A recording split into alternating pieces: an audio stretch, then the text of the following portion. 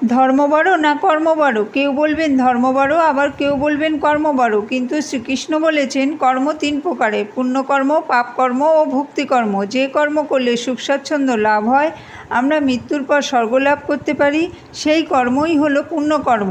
আর যে কর্ম করলে কষ্ট ভোগ করতে হয়, নরকে যেতে হয় ও নরক যন্ত্রণা লাভ করতে হয়, সেই শাস্ত্রনিষিদ্ধ কর্মই হলো পাপকর্ম।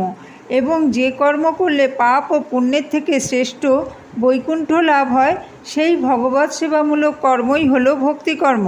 পুণ্যকর্মের ফলে মৃত্যুর পর স্বর্গসুখ লাভ হয়, পুণ্য শেষ হলে পরে আবার মর্ত্যলোকে এসে জন্মাতে হয়। পাপকর্মের ফলে মৃত্যুর পরে নরক যন্ত্রণা ভোগ করতে হয়, পাপ শেষ হলে পরে আবার মর্ত্যলোকে এসে জন্মাতে হয়। কিন্তু ভক্তিকর্মের ফলে বৈকুণ্ঠ জীবন লাভ হয়, আর বৈকুণ্ঠ লাভের ফলে তাকে আর মর্ত্যলোকে ফিরে আসতে হয় না।